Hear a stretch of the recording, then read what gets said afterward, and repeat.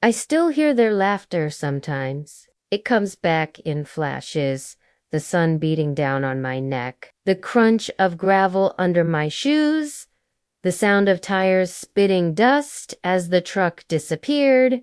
Kyle, I screamed, chasing after them, waving my arms like a fool. His brothers leaned out the windows, recording me like I was a circus act. Good luck, Lena. See you in 300 miles, Chase shouted before vanishing down the highway. At first, I thought it was a prank. A stupid one. Yes, but Kyle had pulled plenty before. Any minute, I told myself they'd turn around laughing and the nightmare would end. But the minutes dragged into an hour. The heat pressed down like a weight, and I started to understand they weren't coming back. Not soon. Maybe not ever. My phone buzzed once before the battery died. One message. Don't be mad, babe. Just a prank. We'll be back soon. I didn't laugh. I didn't even cry. My chest felt hollow, like something vital had been scooped out. That was the moment it sank in. I was married to a man who thought abandoning me in the middle of nowhere was funny. I sat on the curb outside the single pump gas station. No wallet, no charger, no way home. Just me, dust, and silence. For 5 years, I had been bending myself to fit his world, smiling at his parents' table, playing nice with his cruel brothers, swallowing comments that cut deeper than they looked. I had convinced myself that was love. That day, under that pitiless sun, I realized love shouldn't feel like this. When the minivan pulled in and a woman with 2 kids rolled down her window, she hesitated at the sight of me. Sweaty, shaky, empty-handed. Need a ride? She asked softly. I climbed in. I didn't look back. Her name was Marcy. She drove me 2 towns over, handed me a $10 bill, and told me to stay safe. Strangers often do more for us than the people who swear they love us. That night, I messaged someone I hadn't spoken to in years. Aunt May, can I come stay with you? I don't know where else to go.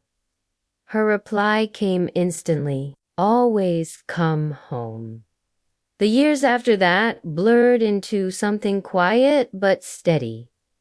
Aunt May's little house by the ocean became my refuge. I scrubbed floors, took long showers, and slept like the dead. Slowly, I stitched myself back together.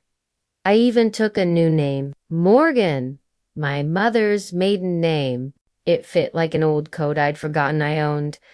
The diner where I worked was nothing special, sticky menus, chipped coffee cups, but for the first time in years, I felt safe. Until the day everything changed. The man staggered in just after lunch, clutching his side, shirt soaked in blood. At first, I thought it was another prank.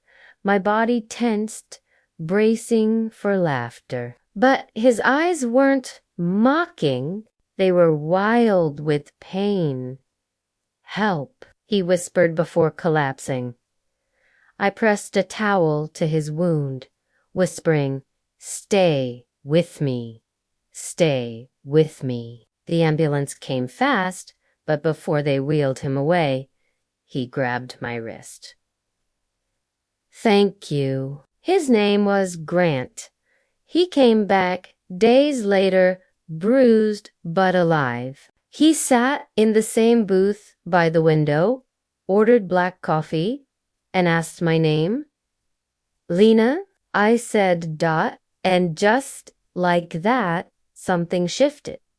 Grant was different from any man I'd known. He listened more than he spoke. When he did speak, it was never at my expense. He showed up to fix Aunt May's railing, to carry groceries, to sit quietly on the porch while the sun went down. But there was something shadowed in him, too. I saw it in the way his eyes scanned every room, the way he tensed when a car slowed outside. One stormy night, dripping wet on Aunt May's porch, he finally told me. He had been a detective, got too close to corruption. His partner sold him out.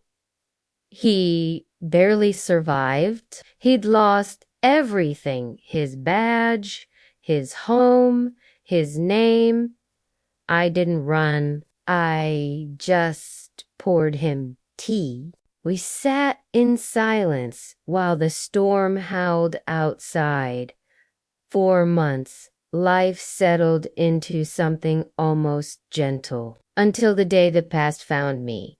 The knock on the door was soft, almost hesitant. When I opened it, my breath caught in my throat. Kyle. Olda. Thinner eyes hollowed out, but it was him. Lena, he said carefully, hands raised as if I were a wild animal he might spook. Please, can we talk? Before I could answer, I heard footsteps behind me. Grant, he stepped forward. Calm, steady, placing himself between us without a word. Kyle's face froze, his voice cracked. Who are you? Grant didn't blink. Who are you? Kyle's answer cut like a blade. I'm her husband. The word made me flinch, not because it was true, but because of how empty it sounded. I stepped forward, my voice steady. I'm not your wife. Not anymore. Later, on the porch, Kyle told me everything. How his brothers bragged about the gas station prank on their podcast. How the clip went viral. How outrage turned on them and ruined their little empire. How he'd walked away from them and had been trying to find me ever since. I can't carry it anymore, he whispered. What we did, it haunts me. I wanted to believe him. I wanted to believe regret could come 5 years late. But Rigedo-santi. Erase silence. Regret doesn't erase the hours I saw waiting for headlights that never came. You didn't lose me because of one prank. I told him, you lost me because you never saw me at all. When Grant stepped onto the porch, standing beside me, Kyle's shoulders slumped. He understood then.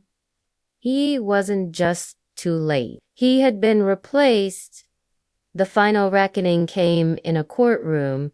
Brad and Chase sat at the defense table in suits that didn't fit. Their latest prank, rigging a coworker's office with hidden cameras until she collapsed from panic, had gone too far. She lived, but barely. The internet that once cheered them had turned rabid. Now they were defendants, not entertainers.